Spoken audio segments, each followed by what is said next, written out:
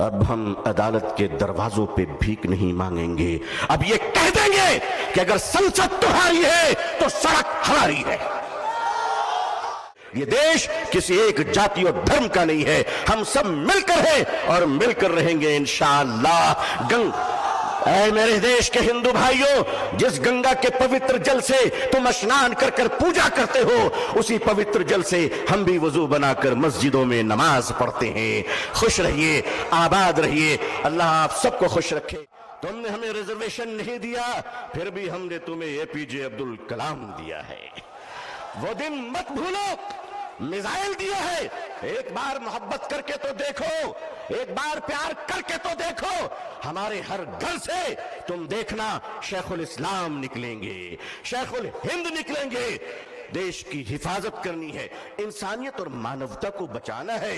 हिंदू भाइयों को मोहब्बत के साथ उनके सामने उनकी अदालत में अपनी बातें रखनी है। वक्फ क्या है, वक्फ का तहफ़्फ़ुज़ क्या है? ये बिलीवर्स की चैरिटी है। वक्फ की जमीनें जो हमारे पूर्वजों ने, हमारे बुजुर्गों ने, हमारे पुरखों ने, हमारे बाप दादाओं ने एक चैरिटी की थी, मानवता के लिए, इंसानियत के लिए, लोगों के खाने पीने के लिए, लोगों को जीने के लिए। आज उस जमीन पे आपकी नजर क्यों पड़ गई? हम जानते हैं महाशय क्यों पड़ी है। इसलिए कि अब राजा देश नहीं चला रहा है, अब राजा रियल एस्टेट का कारोबार कर रहा है। चप्पलों के बगैर तो हम चल सकते हैं, इन चप्पलों से कोई पूछ ले कि हमारे बगैर निकल भी सकते हो? तो जिन्हें आप सुन रहे थे, इनका नाम है मौलाना अबू तालिब रहमानी साहब। इनका वीडियो सोशल मीडिया पर जम करके वायरल है। गोदी मीडिया भी इनके बयानात पर चर्चा कर रही है। हम आपको अभी अबू तालिब रहमानी साहब का पूरा वीडियो दिखाने वाले हैं। आपको बता दें, मौलाना अबू तालिब रहमानी साहब अभी बेंगलोर में 29वां जो कह सकता है पब्लिक मीटिंग था all India Muslim personal law board का, वहाँ मौजूद थे और वहीं उन्होंने जो है लोगों के बीच खिताब किया। उन्होंने ये बात बताई कि ज़रूरत पड़ी तो अगर न्यायालय हमारा साथ नहीं देगी तो हम सड़कों पर उतरेंगे। उनके बोलने और कहा सकता है उनके बयान करने का जो अंदाज है वो काफ़ी निराला है, काफ़ी जोश और खरोश के साथ उन्होंने बयान दिया है। यही वजह है कि बहुत सारे लोगों को उनकी बातें काफ़ी चुभ भी रही है। उनके वीडियो के कुछ हिस्से को काट करके लोग जो है वायरल कर रहे हैं, लेकिन हम आपको उनका लगभग 10 मिनट का बयान सुनाने वाले हैं, जिसे सुनने के बाद आपको इस बात का एहसास होगा कि वाकईतन ये कितने पढ़े लिखे इंसान हैं और कितनी ही बेबाकी के साथ ये मंच पर बोलते हैं। आप इस वीडियो को देखिए। बिस्मिल्लाहिर्रहमानिर्रहीम वबिही नस्तईन नहमदुहु व नुसल्ली अला रसूलिहिल करीम अम्मा बाद।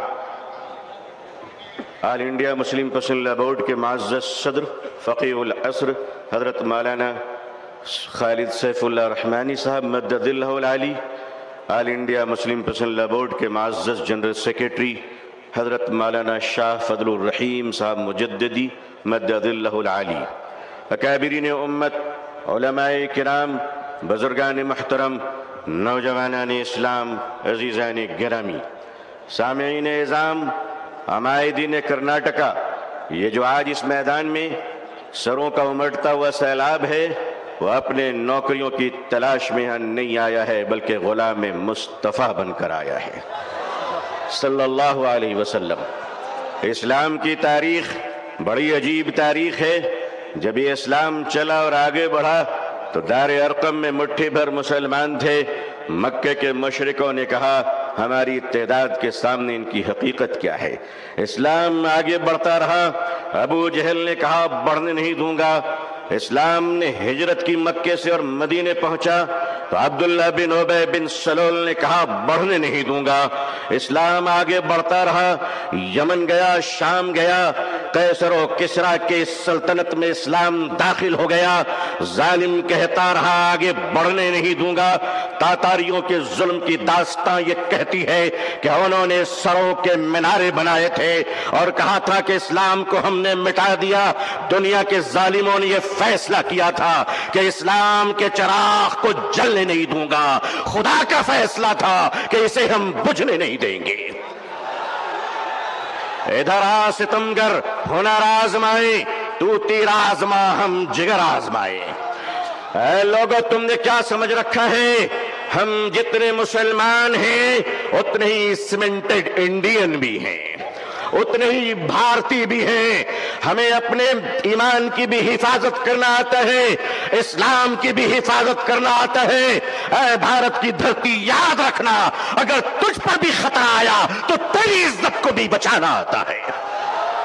ये चाइना का बॉर्डर डोकलाम और ये कश्मीर से पाकिस्तान की सरहदें, ऐ भारत के नौजवानों, ऐ भारत के आर्मी जवानों, ये हिंदुस्तान का ये जियाला मुसलमान जिनकी माओं ने इनको गोडसे का दूध नहीं पिलाया है, बल्कि इनकी रगों में हजरत टीपू सुल्तान का लहू दौड़ रहा है, वो कौम तुम्हें ये बताने आई है, वो कौम तुम्हें ये बताने आई है, ये नौजवान तुम्हें ये बताने आया है कि चाइना के बॉर्डर से लेकर अगर पाकिस्तान की सरहद तक, अरे भारत, अगर तुझ पर कोई खतरा आया तो ऐ जवानों, हमें आवाज देना।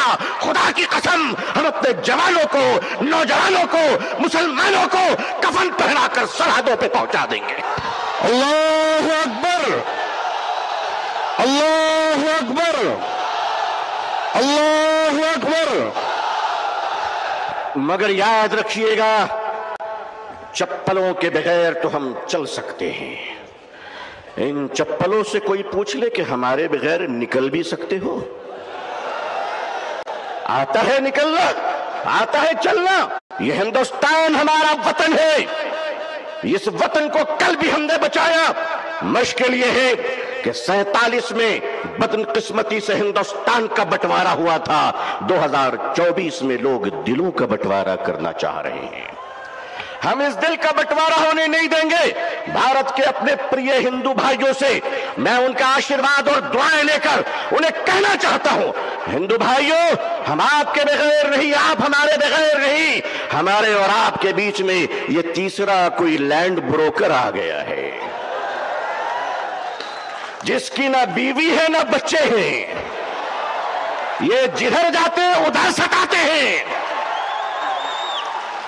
लेकिन इनको बता दीजिए और साफ साफ बता दीजिए, कुत्ते वफादार हो ये बात तो सही है, मगर वफादार कुत्ते बन जाएं ये बात सही नहीं है।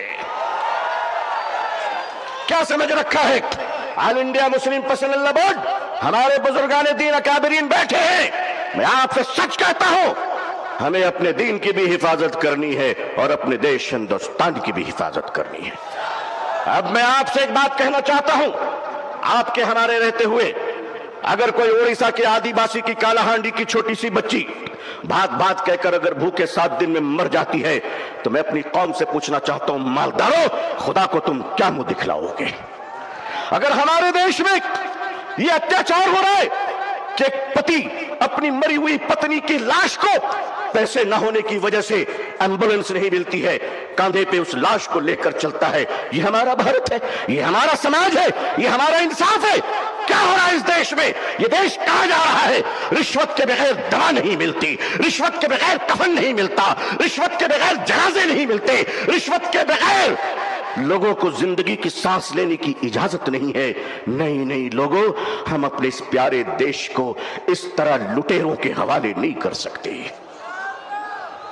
ये देश हमारा है, इस देश के पुलिस, इस देश की आर्मी, इस देश का जवान, ये हमारे भाई बहन हैं। जितने हमें अपने जीवन की परवाह है उतनी इनकी परवाह है। ऐ लोगों, ऐ देशवासियों, ऐ देश के हिंदू भाइयों, ऐ देश के मुसलमानों, वो दिन तुम भूल गए कि जब इस देश में कोरोना के जमाने में कुछ लोग थाली बजा रहे थे, तो वो हम हैं जो थाली सजा रहे थे, भूखों को खाना खिला रहे थे।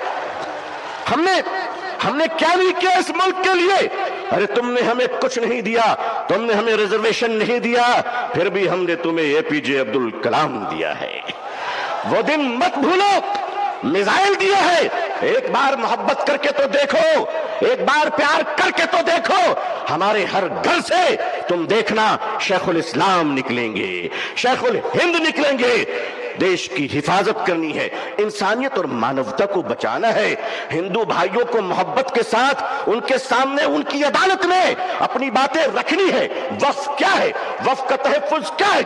ये बिलीवर्स की चैरिटी है। वक्फ की जमीनें जो हमारे पूर्वजों ने, हमारे बुजुर्गों ने, हमारे पुरखों ने, हमारे बाप दादाओं ने एक चैरिटी की थी, मानवता के लिए, इंसानियत के लिए, लोगों के खाने पीने के लिए, लोगों को जीने के लिए।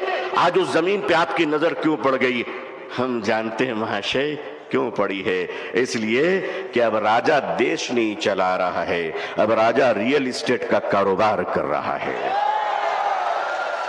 लेकिन माफ कीजिएगा, ये वक्फ की जमीनें आज हमारे माननीय प्रधानमंत्री जी, अल्लाह उनको लंबी उम्र अता फरमाए, अल्लाह उनको अच्छी सेहत दे, अल्लाह उनको सही सूझबूझ अता फरमाए, अल्लाह उनका घर बसा दे, आमीन। आज आप कहते हैं कि हम खत्म करके रहेंगे, ठीक है। अगर लोकतंत्र पे शक्ति तंत्र का अहंकार चलेगा तो मैं भी अपने बुजुर्गों की जूतियों में बैठकर कह देना चाहता हूं कि हजरत, अब हम अदालत के दरवाजों पे भीख नहीं मांगेंगे। अब ये कह देंगे कि अगर संसद तुम्हारी है तो सड़क हमारी है।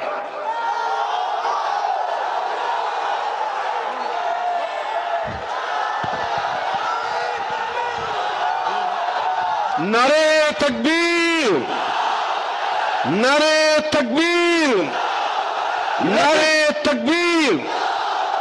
लेकिन जब मुसलमान सड़क पर चलेगा तो एक तिनका नहीं जलना चाहिए, किसी बस पे पत्थर नहीं चलना चाहिए। संविधान के अंदर, लोकतंत्र के अंदर अपनी आवाज को बुलंद करना है और इस देश के हिंदू भाइयों को भी प्रेम से अपने गले लगाकर अपनी बात रखकर इंसाफ की लड़ाई लड़नी है। ये देश किसी एक जाति और धर्म का नहीं है, हम सब मिलकर हैं और मिलकर रहेंगे इंशाअल्लाह। ऐ मेरे देश के हिंदू भाइयों, जिस गंगा के पवित्र जल से तुम स्नान कर कर पूजा करते हो, उसी पवित्र जल से हम भी वजू बनाकर मस्जिदों में नमाज पढ़ते हैं। खुश रहिए, आबाद रहिए, अल्लाह आप सबको खुश रखे। बेंगलोर की ये तारीखी सरजमीन, ऑल इंडिया मुस्लिम पसंदीदा बोर्ड का इजलास, ये तारीखी इजलास है जहां फैसले भी हुए हैं, तकहीर भी हुए हैं, जुर्रत किरदार और हिम्मत हक गोई का मुजाहरा भी हुआ है। अकाबिरीन की खिदमत में सैकड़ों सलाम पेश है, आपकी जुर्रत को सलाम है। लोगों तैयार रहना, अगर अकाबिरीन आवाज दे तो अब अगर जिंदा हो तो जिंदा होने का सबूत पेश कर देना। अल्लाह खुश रखे।